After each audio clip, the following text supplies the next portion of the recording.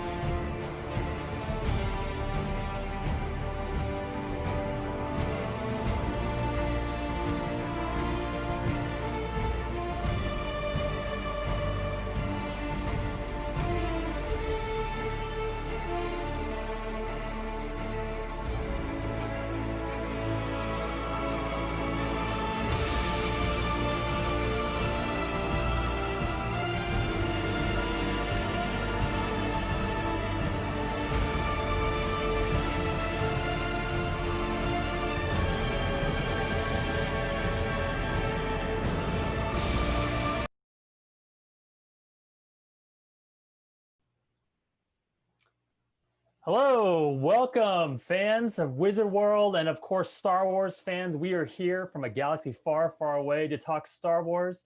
And thank you for joining the Rogue One, a Star Wars story panel. Really excited to be able to do this with you today. My name is Tony Kim, and I am the owner of the sophisticated fan apparel company called Hero Within. And we are streaming to you live from Twitch, Facebook, YouTube, bringing you that Comic-Con life from the comfort of your own home. We offer free celebrity panels in addition to paid exclusive experiences, including one-on-one private video chats, custom recorded messages, and autographs. In fact, this panel, these one-on-one opportunities will be available a week from today, so definitely check that out. Those are always on sale at our website, wizardworldvirtual.com. We will continue to do so throughout the week.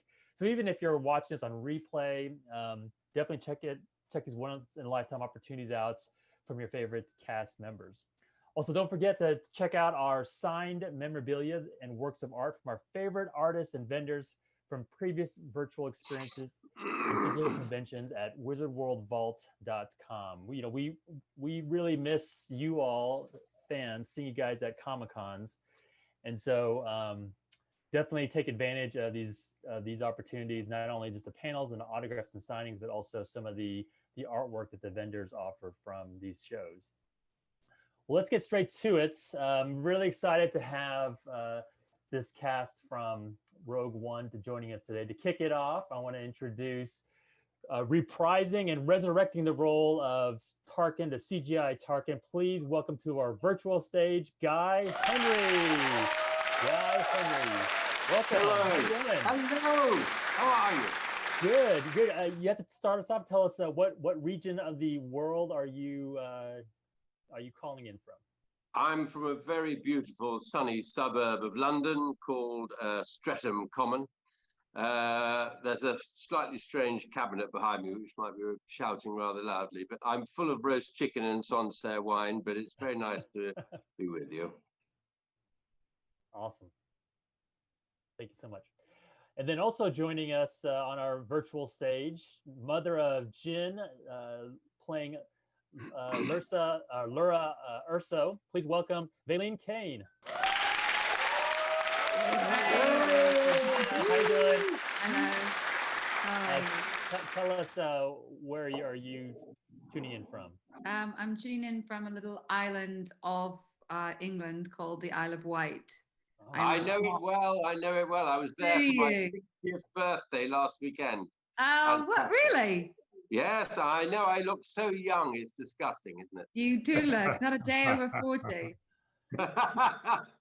So for those of us that are across the pond, where is it a big island? Is it? No, it's a tiny little island just at the very bottom of England. Okay. And this very evening, just to be topical, I there know. is a great big cargo ship of some kind full of possible stowaways that the police of the marine waves are having a terrible problem with. Oh my God. So we're nothing if not au courant. Very true. All right. In addition to these guests, we also have incredibly talented puppeteer. Please welcome an actor. Please welcome Aiden Cook to our virtual stage. Yeah! Hello, Aiden. Hi, how are How you? you doing? Well, very well, thank you. You look like you're about to go on set. never You're know. in your green screen. You're ready to go. Things tend to happen at very short notice, you know. So, at any given point, I might sort of morph into something, and disappear off. So, There you go. Everyone's been sharing where they're calling in from. Where are you at? Yeah, so I'm also from southwest London. I live in Barnes, which is another leafy suburb. Which is, if you have to be in London, it's not a bad place to be. So. Yeah. Oh yes, but you're incredibly posh. I feel I should bow slightly. Incredibly posh. Yes, yes. Gentleman's common. Yes. I live in a pent shed here. It's quite nice. And rounding out our panel is Captain Cato. Welcome, please welcome Angus Wright. Hello. How you doing? Good I evening, just all. moved my screen over to have a good look at Angus because we were at the RSC together, God knows how many years ago. We were 30 years ago. And Angus, you what still look region? gorgeous. Sorry, Tony, say again. Oh, just what region of the world are you calling in from? I'm in Notting Hill, Portobello Okay. Road. Yeah. So right in the center of town. Awesome. Well, I asked because we have fans that are tuning in from all over the world. We've got them from Massachusetts, Chicago, Mexico City, and of course, all over the UK. And so thank you so much for taking a few moments to share your experiences with Rogue One. But before we go into all that, tell us, obviously our whole world has been turned upside down the past 9 months. Currently where you're at, what's the quarantine like now? Is it locked down? Is it fairly opened up? Like what's in your area? God, let's start with you. What's it like in your area? Me? Well, Yeah. Just like we're in tier 2, which means that you can't mingle with households inside a building, but you can spit at each other from outside a building till your heart's content. It's I mean, I don't know. It's a very, very make it up as you go along situation, I think. Yeah. But we're not in the highest tier here in England yet, which a lot of the north of England, funnily enough, is. Yeah, we seem to be heading slightly in the wrong direction again. So I think things are gradually, we're sort of erring towards another national lockdown, but it seems to be being done very piecemeal, a little bit here and a little bit there. And so I think we're about half the population is currently locked down. We've just moved into tier 2 of a 3-tier cake, which will probably turn into a 4-tier cake when things get even worse, but that seems to be the when general. The military arrive on the streets. Yes, So it's it's difficult to plan, put it that way, and things seem to change on a daily basis. So it sounds very similar to what's happening here in the U.S. We're kind of trending back up, and Where are you, Tony? Where are you based? Southern California. All right. Yeah. It's sunny. Yeah, it normally is. Actually, today's our first sort of fall day, so we're kind of enjoying the cooler weather. So, well, let's jump into it. We'd love to hear, before we get to particulars about your role and experiences, we'd love to hear about how you came across your particular part. And so, Guy, it was such a when they announced Rogue One and the first images for Rogue One came out, I think fans are really just blown away by the first glimpses of Tarkin, that Tarkin was returning back to us. And so I got to imagine that was a very unusual role for you to return back as a character that we thought we never would see on screen again. And so tell us how that opportunity came about for you. Well, my secret agent, as an actor, we all have agents, and mine, Jane, rang me up and said, there's a ridiculously entirely secret meeting you're going to have with a director. I can't tell you what it's for. I don't even know, but they're taking you. They took me to the most public, gossipy sort of place in London's glittering West End to talk secretly about what I was going to do. And the director was quite upfront about it and said, we're hoping, we don't know how we're going to do it, but we want to recreate, probably with a massively throbbing CGI, we're going to recreate the great, wonderful Peter Cushing. And I'd always loved Peter Cushing as an actor myself. I thought he was a very fine and lovely actor. So I was immediately hysterically frightened because I had to, never mind Kathy Kennedy and all the big guns from Hollywood. I, as an actor, and Angus will understand this, I didn't want to let down the lovely Peter Cushing.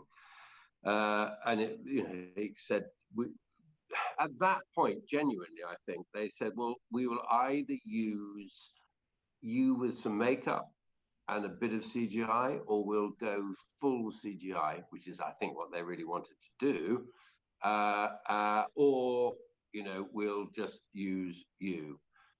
In the end, they went, and I'm delighted. It was a brilliant coup for the full CGI. But I was there at this secret meeting, and there was I do a television program in England called Holby City, so I'm quite well known for that. And there were some people behind me at the lunch that I had with the director, Gareth, and they got up and swooped upon me and said, "Oh, we really like you in Holby City." It was as if I'd paid them to say what a good actor I was. Which you had. Yeah. Which I had, yeah. But I mean, I have to say, I've said it, but totally bizarre thing to have to do. I'm not a mimic. I'm not an impressionist at all. My greatest impression, I think, is of Peter O'Toole, who was my hero. Fuck you all. But Peter Cushing, no, he has a higher voice. It's more in the nose than mine. I tried very hard to get it right, and we did a sort of screen test thing, and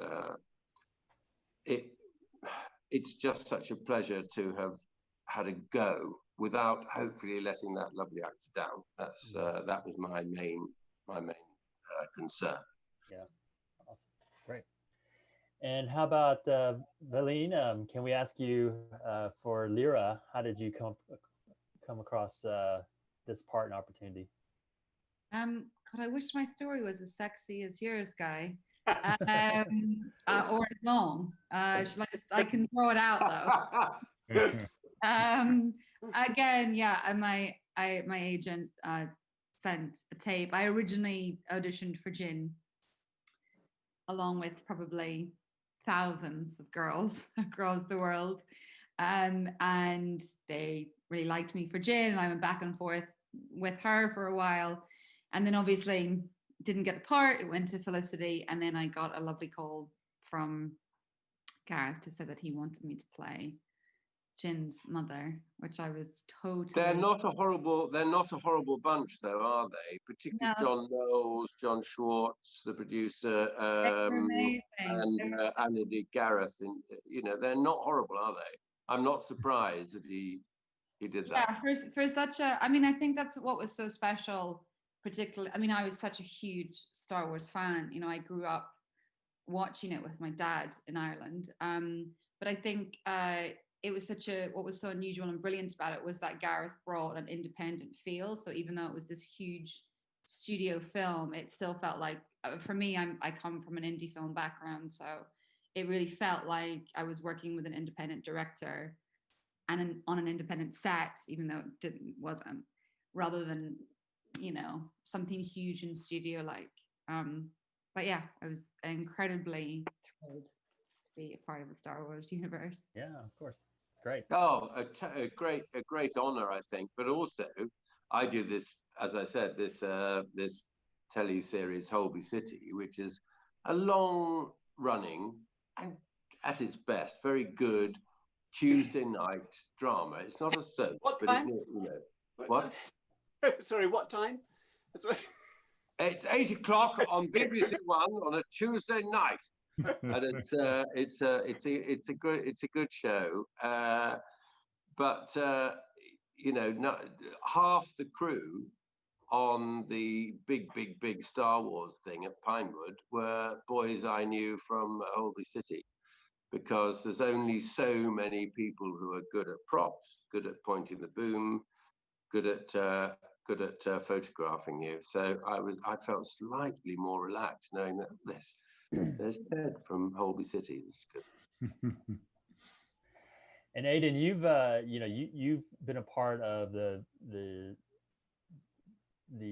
bringing many different characters to life in the Star Wars universe. And so can you tell us, I guess when they announced that Rogue One was going to be happening, was that something that you sort of took the initiative to pursue, or was it something that because of your work it came to you, or how did that come about? I think it kind of worked that way around. I think it's I'm in the general world of acting and have sort of done all sorts over the years, but over the last sort of 10 years or so, I seem to have specialized more and more in creature work and creature performance work. So from, you know, all sorts of primate stuff and that. And I was actually working on a series here, which people in this country would be familiar with, and in the US, Doctor Who, and working on a series with a friend of mine actually, who really has kind of specialised in creature work, and a chap called Paul Casey, who is actually has been the movement director, the creature movement director for all of the 5 movies that have gone so far. And we happened to be working together on one of the Peter Capaldi Doctor Who's, and he said he was compiling a list of performers. He'd been asked to compile a list of people, couldn't tell me what it was, couldn't tell me when it was all top secret, but my name was definitely on the list. And then there was a lot of talk in the ether about Star Wars starting, and I sort of tried to impress on my agent that I should be considered for it, etc., etc. Didn't hear anything, and then out of the blue got a call saying, could I come in with literally just a handful of other people to do some sort of pre-production work, a bit of blue sky thinking on some creatures, which Neil Scanlon, who's head of the department, wanted to surprise, Kathleen Kennedy and co with. So they were coming over to look at a lot of the creature designs, a lot of the creature artwork. And the way the system works tends to be that they come along, they look at the ones they want, they choose the ones they want, they get green lit to go ahead and make them. And then it's not necessarily, you won't necessarily know at that point what role they're going to play in the film, you know, especially for a lot of the kind of the background ones. Some of them might be promoted, but unless there's something very specific that's written into the script that early on, you won't know exactly which creature you're going to get or which one you're going to do. So so I went in and we worked on that, and then very happily, you know, that started my association with all of the films really, and I've been part of teams puppeteering huge creatures, you know, with 15, 20 or more different puppeteers working things, down to doing, I think this was, I don't know if you can see this fella. Yeah, this was like one of my first ones. I don't know if I can get that on there. Yeah. So that was about sort of 40 kilos of off-center weight in the salt flats out in Abu Dhabi, you know, and with my head inside a foam latex frog, you know, who I had actually featured. Are you sure it wasn't Vauxhall? It was, yeah. And then I think Neil's been very good at keeping together a core team. I think they're the people that he likes to work with, people that are happy to go the extra mile, people who are happy to put up with the various sort of inconveniences and discomforts of a lot of that kind of work without complaining. And so irrespective of all of that, a massive privilege to be involved. And then with Rogue One, what was interesting was the Two Tubes character, which is the main sort of character that I have in that one, amongst about one of sort of 5 or so different things I was involved with. But that was the one that really kind of came to life, during the reshoots, actually, during all the additional photography that kind of went on. I think Tony decided he liked that character and promoted him. Tony Gilroy, you mean? Yeah, Tony Gilroy, yeah. So what tends to happen with the creatures is that you come as a team of 3 or 4 people, even if you're a single creature. Very often you can't see what you're doing, you can't hear what you're doing, and you can't breathe, and you don't know where you are or where the camera is or which way you're pointing. So you have a puppeteer who's doing the animated sort of expressions and any lip sync and stuff on your face. You have them in one ear, and you have the sort of general dialogue in the other ear. And then you have a dresser who rushes in and out to sort of give you oxygen in between takes, because when the mouth is closed, you generally can't see, and the head fills up with CO2 and you start to sort of pass out. So it's very COVID secure. It's quite good. but with Two Tubes, there are no animatronics. He has a very kind of impassive face, brilliant. You know, any expression that you want to get out of it is just done with a sort of slight tilt of the head or an attitude of the body. And also, I could handle props, so I think that helped out with certain bits and bobs, especially with the Saw Gerrera scenes and things. So it was pure luck that I was in that costume at that time, and I'm hugely grateful. Yeah, I've had 2 front covers now on the Marvel comics as well. You know, so it was a result, that one. Awesome. Angus, tell us about how you got introduced into the Star Wars universe.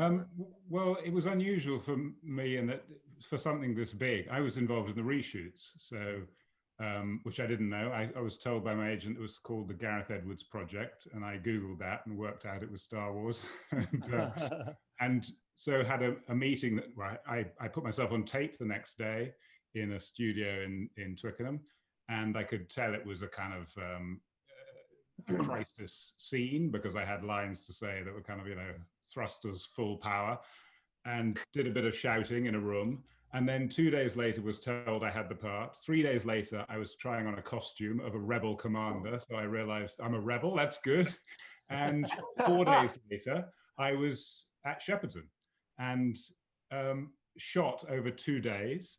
And I was done. And the film opened probably a month after that, or 6 weeks after that. So my whole Star Wars time was this. It was like, wow. I've just, and friends of mine would say, so you did some Star Wars? And I said, yeah, it's opening next week. It's a really truncated short time. So you were at Shepperton, were you? Oh, maybe Shepperton. I wasn't. Where was I?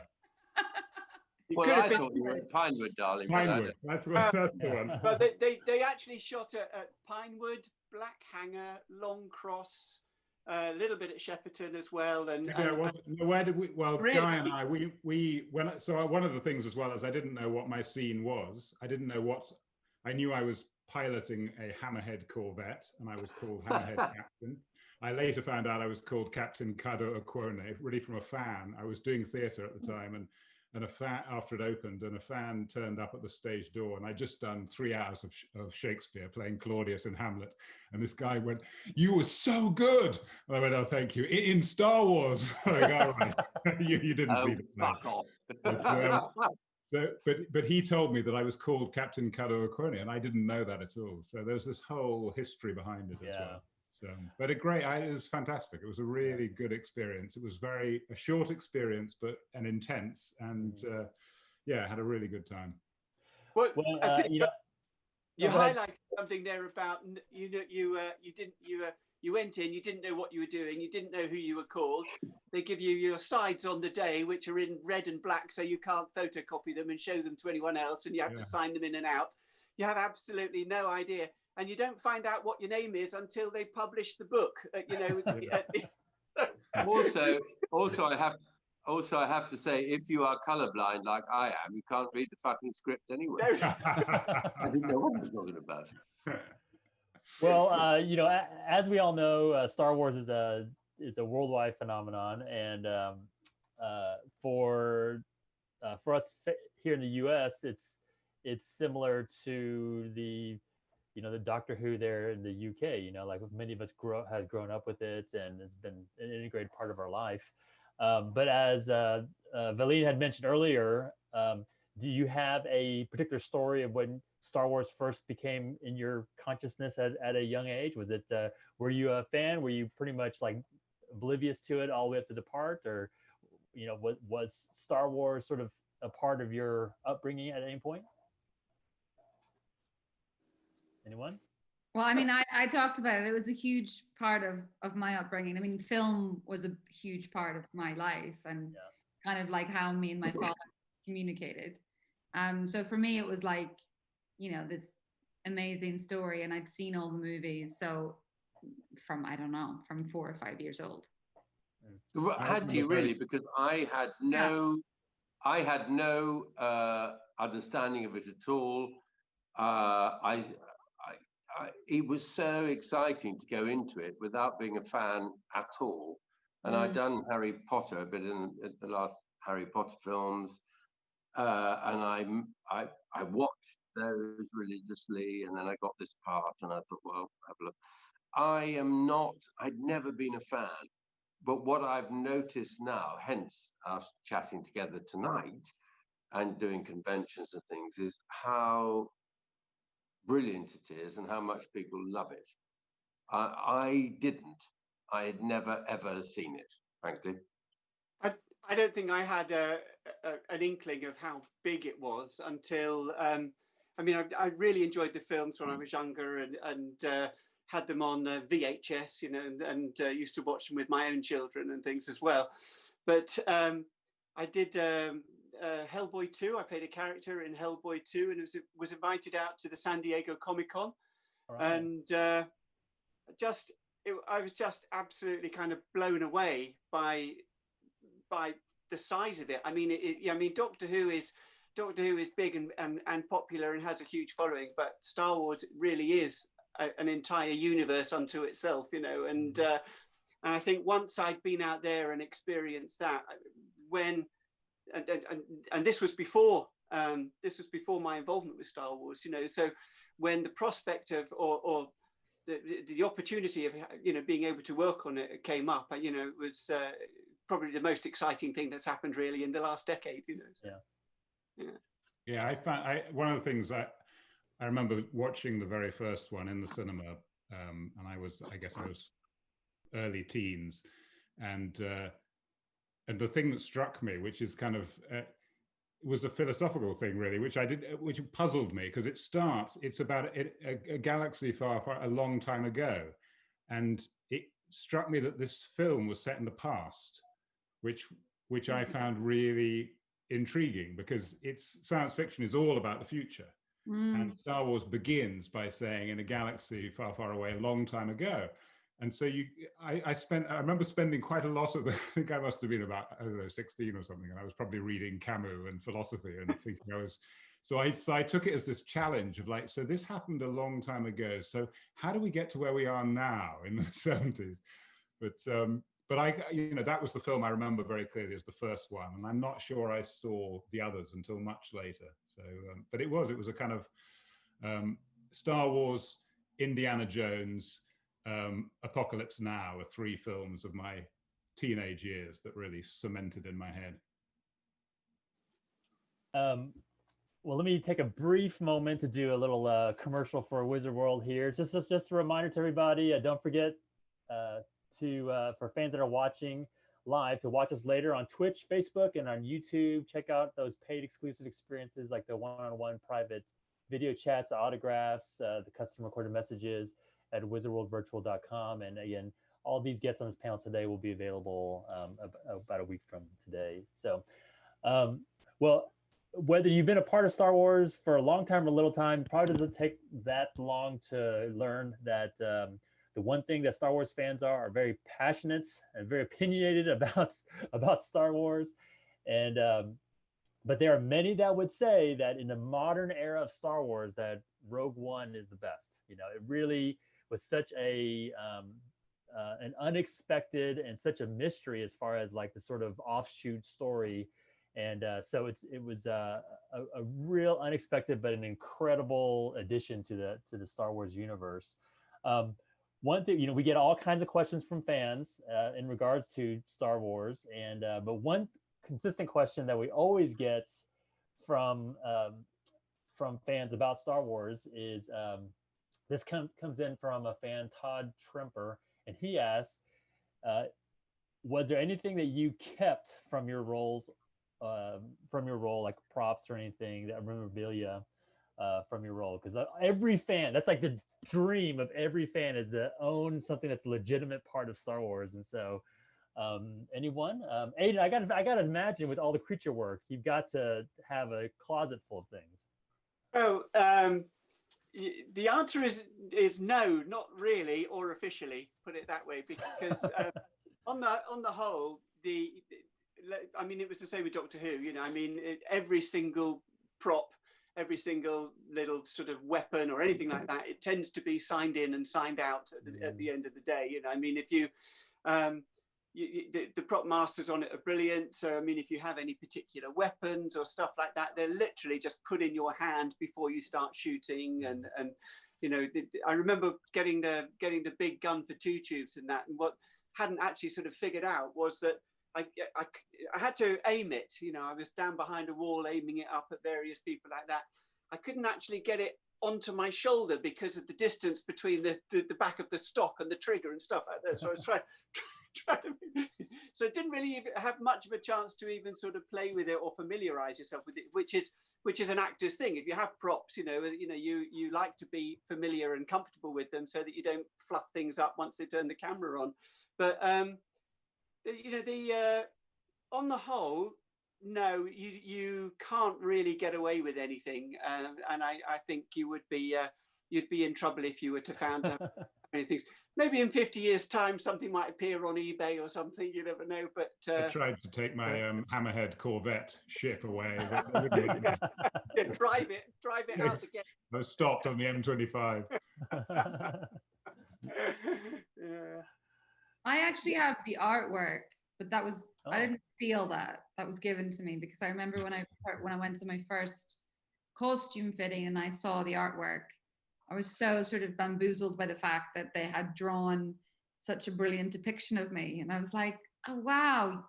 So of course, because you guys knew it was me way before I knew that I'd got the part, because then you started drawing the costume and stuff, and so that the beautiful picture of me and young Jin and me holding the staff, I said, can I please have this, because I really want it. And so like a time later it was given to me, because you're not allowed to take anything then and there. It's like, it's like Fort Knox. So I do love that piece of memorabilia. I mean, I should have really stolen the crystal because there was a few. I'm sure I could have just like popped it somewhere, no one would have known. I could have just blamed it on a prop guy, but I thought better not. That's not good karma.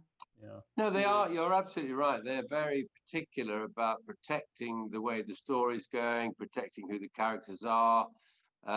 You have to put a little a cloak on if you go outside for a cigarette with Ben Mendelsohn or something. I've given up since, obviously, but they are very, very particular. That and I think it's lovely because the whole thing is a fantasy. The whole thing is a wonderful goodies and baddies story, and it's gone on for, oh God, half our lifetimes. I was 60 last weekend, and I don't remember a time when Star Wars wasn't there. Even though I didn't really buy into it, it's such a huge part of our lives. One of the most iconic theme tunes ever written. People absolutely, when you go to the Comic Cons, you realize people absolutely love it. So they and I didn't even tell my parents that I was going to pretend to be Peter Cushing. I mean, my parents aren't on the interweb. They know nothing about, they wouldn't have told anybody. They wouldn't have told people who live in their village. But I was so keen not to let the secret out of the bag that Tarkin, was going to have a few lines here and there again and live again. It's so romantic. I love it. I think I mean, there's a huge NDA that you're expected to sign before they let you anywhere near anything, and I think they would tend to view it very dimly if you came out and let out anything to do with it. Like I said, when we were first at Pinewood, before they put all the fencing around it, Disney sort of came in and turned it into Fort Knox. Prior to that, you could actually just drive in and out quite comfortably and wander around there and see who was wandering to the canteen, dressed as curious creatures and stuff like that. But I remember when we were doing the show and tell with the creatures. So they build the creatures and then they do a show and tell with the directors. And they had, they put up all this fencing. They then put tarpaulins over all the fencing, and there were drones being flown over to try and get a look at the creature. So that massive amount of interest, they are. It's brilliant because it's self-promoting, for on the one hand, but on the other hand, you're desperately trying not to give anything away. And I've been in the incredibly privileged position to sort of do the makeup tests for certain very, very sort of big names and numbers on it, in other films. And I knew about these way back because they were trying to recreate certain things, certain looks and certain techniques and things. But I would have been taken out and shot probably if I'd said anything about it, at the time. So again, it's a little bit frustrating, but also very privileged, to be in that position to hold those secrets as well. So that's nice. Yeah. The important thing is people love it, don't they? And you be marched hither and thither to the canteen or to have a wee wee, and you're not allowed to go in on your own. I've been in clubs like that in Vauxhall, but it's they do that. It's people just love it. That's the great thing about Star Wars. Really, people have fun.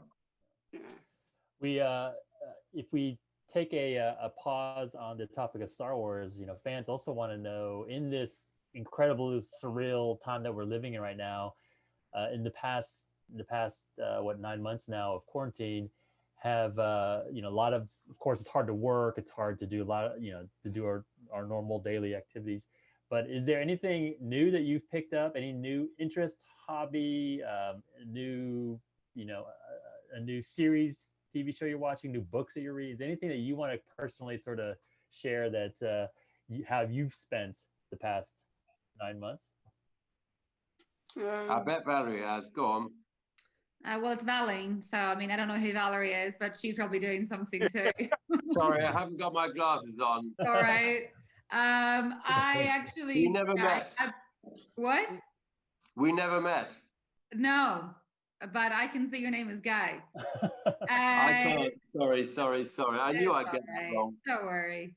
Valine. I actually bought a camper van and toured around Ireland, which was always a dream of mine and something I never thought that I could do. And I was actually meant to start shooting a really cool science fiction movie in April that I was really excited about and is now pushed. And so I thought this is the only time I'm ever going to be able to do this dream of buying a camper van and seeing my homeland. So that is what I've been doing. And that's awesome. That was very cool. Yeah. Anyone else? I feel like I've been sort of much more constrained because the thing I love doing most is climbing, and sort of going out on my motorbike and that as well. Like going out on sort of adventure motorbiking with a couple of my brothers. We usually do a tour during the summer, and it's been very difficult to do any of those things. And certainly work-wise, it's all been self-tapes for things, and then I've done, I don't know, a dozen or so self-tapes for different things like voiceover things, or commercials, or little bits and bobs of films, and you never really find out whether they are even going ahead. In the end, you get pencil for some. I got pencil for a couple of things, 3 things in fact. And then I got a call from Spain on one of them saying, "Oh, this is the production manager. Your pencil for next week." I said, "Oh, actually, I hadn't heard. No, that's really good news." And they went, "Yes, we've actually offered the job to somebody else, but you're on standby in case they get ill." So, and that happened to me a couple of times. So, I mean, it's just been a very, very weird time. The good news is that the Cassian Andor series is trying to crank itself up again, and I don't need to keep my fingers crossed that I will be involved. Oh, good for you. Good for you. Yeah. Excellent. I'm very envious, actually. That's Tony Gilroy. Is that Tony Gilroy? That's Yes. very exciting. Tony Gilroy, who said to me when he did the reshooty stuff, "Oh, you've got to dance. You've got to dance." Peter. I don't remember Peter Cushing dancing. Do you? He was trying to get me to be less stilted and boring, and I take my hat off to him. Yeah. But did he's Peter very good. Cushing dance his way through those lines? I don't think so. He was going to be directing the first block, but he's because of COVID and everything, he's staying in the States now. So he's still Is showing. that the reason? That's the reason they're giving, is it? Not Yeah. because he not because he Yes, gets wrong. that's the reason. Yeah, but so I mean, I'm really kind of disappointed not to be seeing him because you know, he was. I got on very well with him, and I really loved working with him. You know, a really lovely guy. But hopefully, Yeah, he's absolutely brilliant. You know, he wrote some of the Bourne Supremacy stuff. Yeah, yeah. He's a very, very good man. And I absolutely take my hat off to him. He tried to make me better as Peter Cushing. I mean, obviously he failed, but he did very, very well, as he reminded me at the premiere. Guy or Angus, is there any pandemic activities that you want to mention? I was supposed to be in New York through the summer doing theatre. Oh. That was pulled, and it's been rescheduled for next summer. But I don't know if we'll even make it next summer. But the Armory in New York, which is a big theatre art space, and the plan is to do Hamlet and Oresteia, two big tragedies there. We were going to do them this summer. Now the plan is next summer, maybe even summer 22. So that's the crazy world we're in, where it's, you know. What would you be playing in Hamlet? Claudius in Hamlet and Agamemnon in the Oresteia. That's the plan. Yeah. But I was going to say, we're not old enough yet to play Polonius, are we? You and I. You're getting there.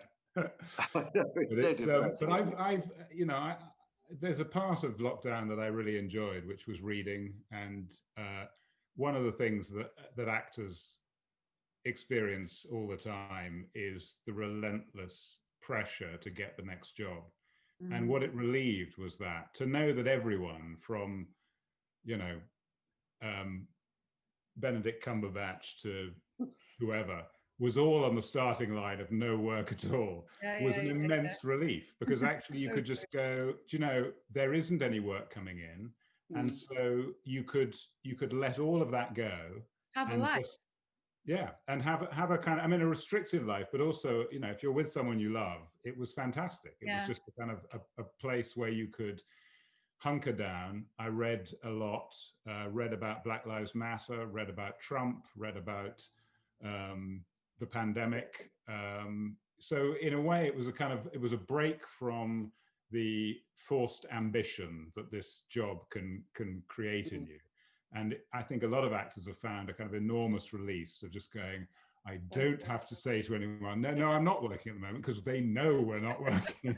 So, I think also, even now, with things sort of going slightly the wrong way, you have to be resigned to the fact that things are just going to potentially get kicked down the road. And the only, from my personal point of view, the fact that you know, that I seem to be have been earmarked for something on the series and stuff like that, as well as general kind of creature work. It's I'm fairly confident that will happen at some point, but whether it happens this year or next year or the year after, I don't know. But I can't imagine Disney will strike it off and decide that it's not a good idea to go ahead with it. So knowing that is there in the future is actually quite consoling.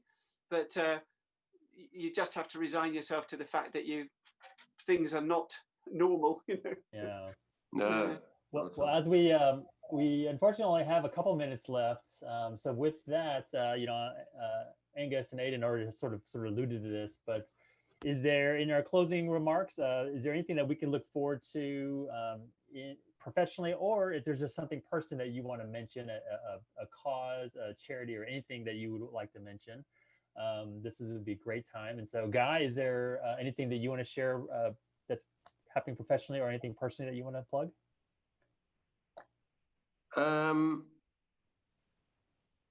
No, except that I mean, the world is doolally at the moment, isn't it? Human beings are having a terrible, dark, worrying time. Nevertheless, animals, I know, I'm sorry, I'm going to go, animals are the charities that support animals are, of course, having a very, very tough time. So I'd say don't forget them, and particularly the Galgos greyhounds in in Spain which are being tortured to the tune of 30,000 every year or more. They hang them up so they can only touch the ground with their claws. I know it's a weird world we're living in, but don't forget them, I'd say. Thank you. Valine, is there anything you'd like to let us know about? Just thank you guys for watching. Yeah, thank you. To talk to you all tonight. Yeah, thank you for being here, guys. And if you're in the US, vote. Yes. And Great. vote wisely. Yes. It is. It's the U.S. is burning down to the ground right now, so we need everyone to vote it's gonna be and fine. It's to gonna be wear. fine. Yeah, and we need everyone to wear masks too. So. Yeah. Well, let me just give our final sort of shout out. So thank you again to all of our amazing guests. Thank you for all of our fans that have been watching. Please check out our paid exclusive experiences, including our one-on-one private chats, custom recorded messages, and autographs. And those are always on sale at wizardworldvirtual.com. And we'll continue to do so throughout the week. And again, this amazing cast will be available for purchase, one-on-ones in about a week.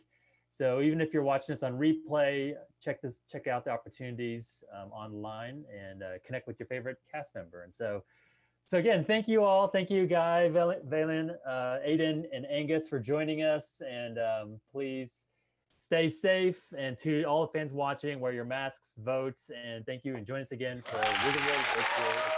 Thank you, guys. Thank you. Cheers. Bye-bye. Thanks, Cody.